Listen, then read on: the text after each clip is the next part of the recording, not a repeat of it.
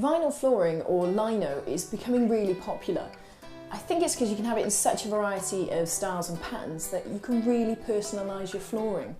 It's a little bit cheaper than tiles and it's not that difficult to lay. I'm going to show you exactly how to do it.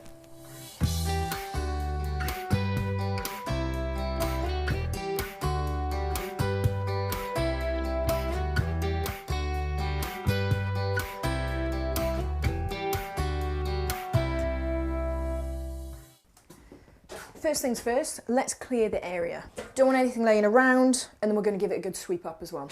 We need a really flat, flush surface, and that's what this is, so no point in wasting energy taking it up. I'll just go on top. And a little tip, there's no point trying to work around a door, so just take it off and put it to the side. When you're taking a door off, leave one screw in the top. If I was to take all of them off, what's going to happen? Dunk, okay? And then you do risk either like ripping part of the wood with the hinge or the hinge coming off completely. So just leave one in and take all of the bottom ones out. With one hand support the door, the other hand slowly take it off. Just let that drop. And then we can take the door away ourselves. Taking the bath panel off allows us to get our lino right underneath, which gives it a much sharper finish. We can now get our vinyl flooring into the bathroom. Now, the type of vinyl flooring you choose is going to vary on how much you want to spend. Go for a thicker one, it should last a little bit longer as well. When you go to the shop to buy this, you take in your measurements of your length and your breadth, add about 100 mil all the way around. Let's lay it out as best as we can. One edge of your lino, that's going to be manufactured cut. So we want to use that.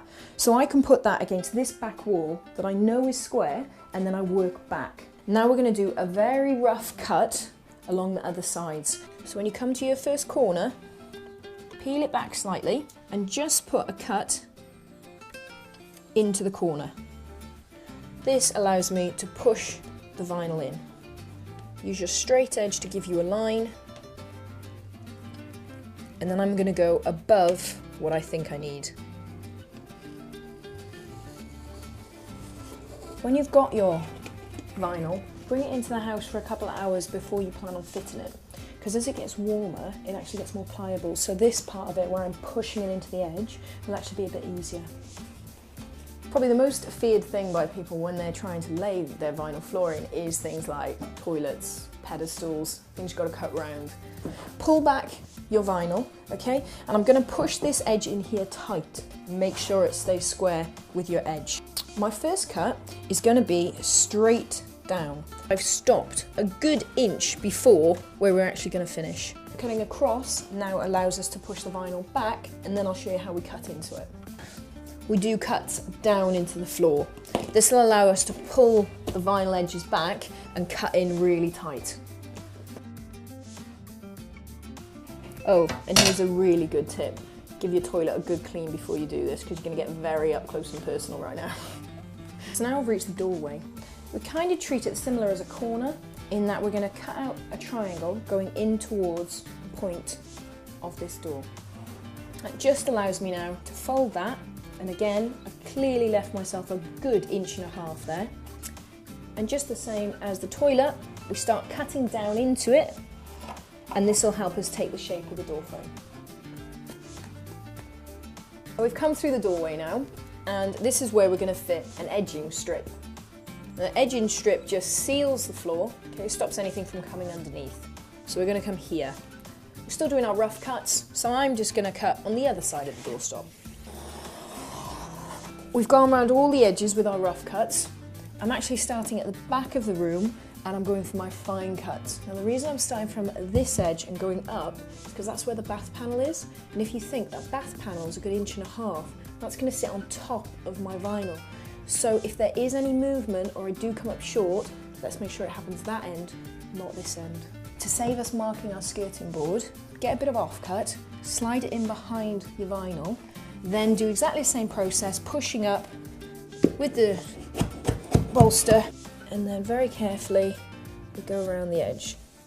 Now feel free to do this freehand like I am, or if you're not so confident, just get the straight edge that I was using earlier. And if you can, if you've got any play, try and push it under your skirting board. It'll give you a really nice sharp finish.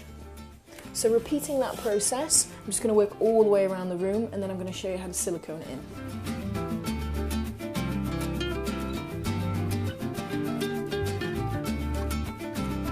We've now done all the fine cuts, so we're ready to stick it down. Now if you were doing a larger area, say like a kitchen, what we would do is put adhesive all over the floor. Now, because it's only a small area and I've got a really nice level surface, I'm actually going to be sticking the edges. Just going to repeat that all the way around the room, any edges basically, pushing it all out, and then we can silicone it all in. The edging strip.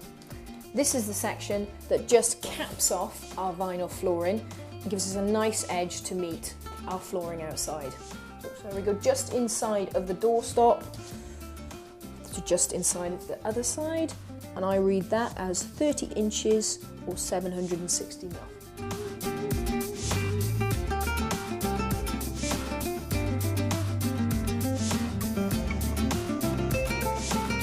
We're now ready for the last part, the silicone seal. And guys, this really is that finishing touch. Take your time with it and we can really get this looking good. Now, spray your part water, part washing up liquid over the area. What this does is it creates a greasy film top and bottom.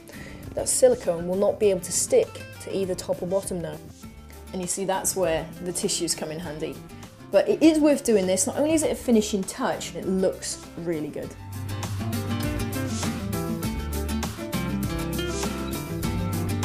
That's it guys, vinyl flooring laid within a few hours. It looks really good.